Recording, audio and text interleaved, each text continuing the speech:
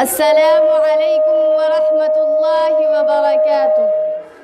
نحمده ونصلی علی رسولہ الکریم اما بعد۔ آئین ہند کا خون کس نے کیا، آئین ہند کا خون کس نے کیا،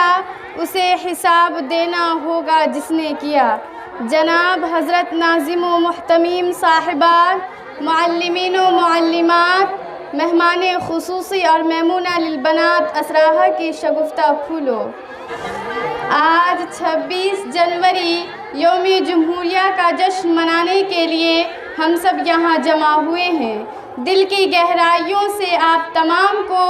یوم جمہوریہ کی پرخلوص مبارکباد۔ چمن علم کی شگفتہ کلیوں، ہمیں اس بات پر فخر ہے کہ ہمارا ملک ہندوستان آج تمام جمہوری ممالک میں سب سے بڑا جمہوری ملک ہے۔ ہمارے ملک کے آئین کے تحت تمام باشندگان وطن کو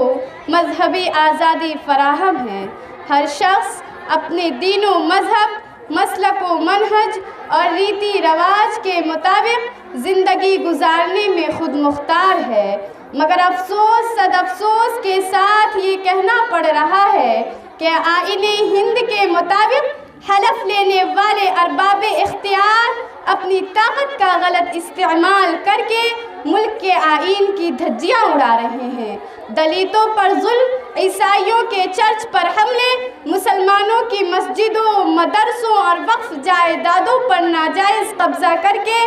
آئین ہند کی مخالفت کی جا رہی ہے۔ مسلمانوں کے ساتھ سوتیلا رویہ اختیار کر کے یہ ثابت کیا جا رہا ہے کہ مسلمانوں کا اس ملک میں کوئی حق نہیں ہے۔ ہجومی تشدد اور ماب لنچنگ کے واقعات یہ بتا رہے ہیں کہ اب ملک میں لاقانونیت کا دور ہے۔ چمنستان علم کی علمبردار بہنوں، آج سے 70 سال پہلے ہمارے قائد مجاہد ملت حضرت مولانا حفظ الرحمان سبھاروی نور اللہ مرقدہ نے پارلیمنٹ میں کہا تھا کہ آج اگر اس سرزمین پر گاندھی جی، جواہر لال نہرو اور سردار پٹیل کو کوئی حق حاصل ہے تو وہی حق مولانا حسین احمد مدنی، مفتی کفایت اللہ دہلوی اور حفظ الرحمان سبھاروی رحمہم اللہ کو بھی حاصل ہے، اور ان کے اس حق کو کوئی چھین نہیں سکتا۔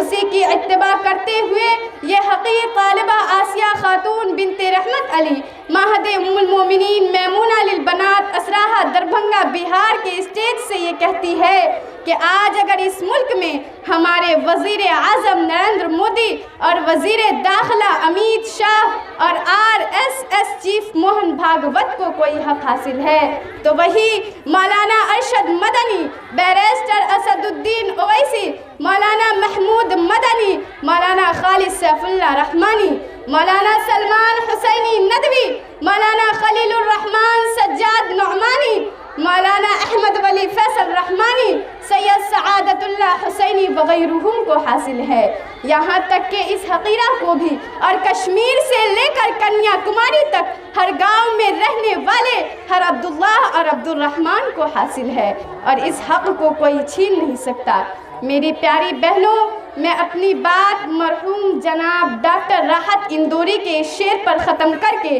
آئین کی دھجیاں اڑانے والوں کو یہ پیغام دینا چاہتی ہوں کہ سبھی کا خون ہے شامل یہاں کی مٹی میں، سبھی کا خون ہے شامل یہاں کی مٹی میں، کسی کے باپ کا ہندوستان تھوڑی ہے۔ وما علینا الا البلاغ، والسلام علیکم۔